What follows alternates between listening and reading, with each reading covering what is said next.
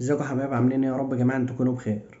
اول امبارح الواحد خلص شغله وجاي بقى عشان يتفرج على ماتش كاس العالم. المهم بقلب في اليوتيوب لقيت فيديو بعنوان مهيب وحمزة عبد الكريم. قلت اما ادخل اشوف ايه القصة يعني. المهم لقيت الكابتن مهيب عمال يقول حمزة علاء حمزة علاء، وفي النهاية في الايربيس تقريبا صلحوا له قالوا له ده حمزة عبد الكريم. فيما معناه يعني ان الراجل واخد صيت والناس مسلطة الضوء عليه او بتتكلم عليه يعني زيادة عن اللزوم. وهو يعني من وجهة نظره الراجل ما قدمش اي حاجة ولا ما فيش اي مدلول على ارض الملعب يعني يخلي الناس تتكلم عليه بالشكل ده. المهم قال لك ايه يعني الراجل يروح برشلونة ومش عارف ايه ده في النهاية في اكاديمية تحت 19 سنة. ده احنا لو ودينا اكاديمية انبي تلعبهم هتكسبهم. وان في لاعيبة كتير هو كان بيقعد لها احتياطي، وهو الوحيد اللي سافر واللعيبة دي زمان. مبدئيا كده الراجل ده طالما راح برشلونة يبقى اكيد الناس دي شايفين في حاجة احنا مش شايفينها. لان الناس دول مش بتوع ال5000 باكو وعلبة الشوكولاتة من الابوار وايه والواد هيتسجل اسمه في النادي والكلام من ده. لا، هما ما عندهمش الكلام ده.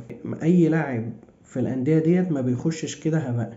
بيشوفوا اداؤه الفني، بيشوفوا القوة الجسمانية بتاعته، المركز اللي هو بيلعب فيه هل هو فعلا كلاعب عنده خصائص المركز ده ولا لا، يعني الخصائص اللي تأهله انه يلعب في المركز ده. فمش احنا اللي هنقيم نقول لا ده ازاي راح ولا ازاي ما راحش.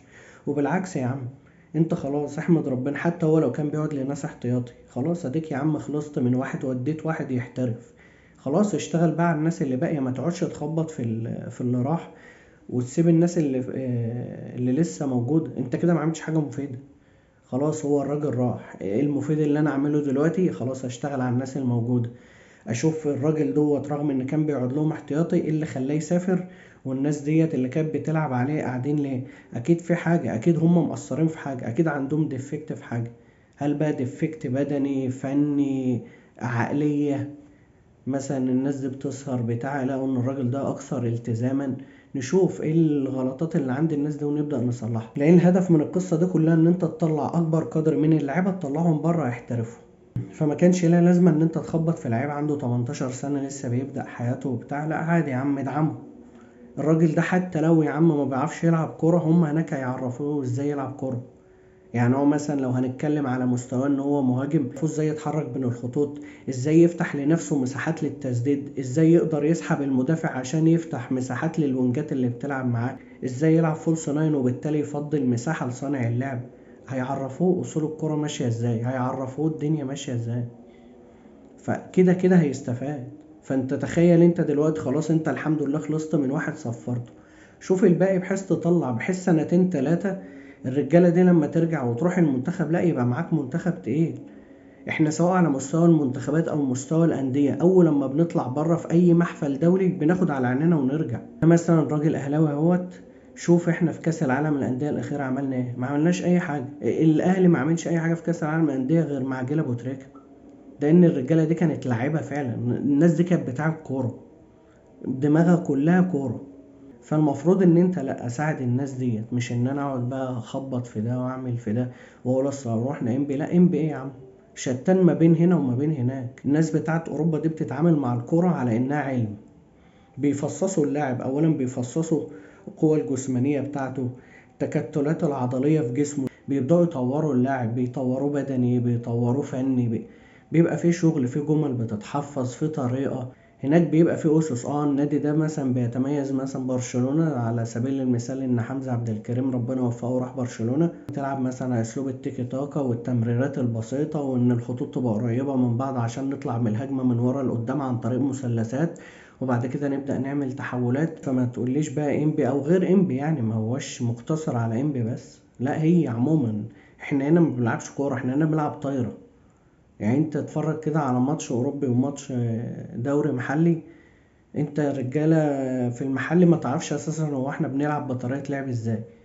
هو بس شاطر انت تشوف التشكيلة قبل المباراة عرفنا مثلا بنلعب كذا، لكن على ارض الملعب ولا بتشوف اي حاجة. بس فما تقارنش ده بده. فكون ان الراجل وصل لفريق برشلونة لا ده عمل انجاز. عمل انجاز ان هو قدر يقنع الناس دي بيه.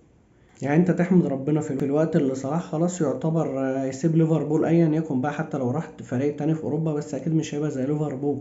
فانت محتاج خليفة صلاح دلوقتي. انت معاك مرموش، ربنا كرمك بحمزة عبد الكريم، خلاص لا ابدا اظبط الناس، لكن ما اقعدش اسخر من الراجل واقعد اقول لك اصل انا حمزة علاء، اصل انا مش عارف اسمه، اصل انا مش عارف ايه. الكلام ده كله بايخ والله، انت ذات نفسك مش هتستفاد بيه بحاجه. ما هو انا يقول كلمه كويسه تزودني يا عم رصيد عند الناس، بدل ما الناس دلوقتي بدأت تهاجمك. يا ما اقولش يعني، انت دلوقتي زعلت الراجل منك وزعلت الناس منك، طب انت استفدت ايه بقى؟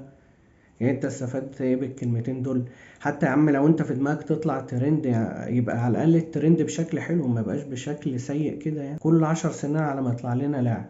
فبدل ما نقف جنبه ونروح نكسر مقاديفه، لا يا عم مش كده.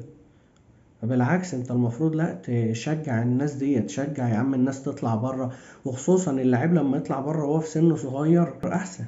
انت عندك شوف دلوقتي الاعمار بتاعت منتخب مصر عامله ازاي. بس هما دول الكلمتين اللي الواحد كان عايز يقولهم يعني انا الموضوع زعلني 7 دقايق الواحد اتفرج عليهم، ما لهمش اي 30 لازمه يعني، لو ما كانوش يتقالوا كان احسن. كان الموضوع مشى والحلقة خلصت وخلصت، لكن ما كانش ليهم اي 30 لازمة، عملت ضجة في الفاضي. انت جاي دلوقتي تتكلم قبل ماتش مصر بكام يوم، وحتى لو انت عايز توصل رسالة ان حمزة عبد الكريم مش هيحل محل مصطفى محمد، برضو ما تبقاش بالطريقة دي. طب انت تهاجمه ليه يا عم؟ خش مباشر كده قول مثلا انت كان رأيك ان مصطفى محمد ينضم عشان 1 2 3، لكن ما تجيبهاش في الراجل، هو ملوش ذنب. مدرب منتخب بلدك اختاره، هيقول له لا مش جاي؟ طب ازاي يعني؟ ده فرصة يا عم، فرصة ان هو يشاف وبتاع ويحتك دولي. اتمنى الفترة الجاية ان احنا نهتم شوية بملف الاحتراف، وازاي نطلع اكبر عدد من اللاعيبة للخارج، لان خلاص احنا يعتبر بعد بطولة كاس العالم معظم اللاعيبة خلاص بقى تشطب يعني، يعتبر المنتخب بتاعك هيفضل. فانت لا، محتاج عناصر بقى عندها خبرة، عندها احتكاكات أوروبية تيجي تستفاد بيها في المنتخب، كلام من ده. بس عموما يا حبايب، ده اللي أنا كنت عايز أقوله. يلا نقابلكم في فيديو جديد إن شاء الله، سلام.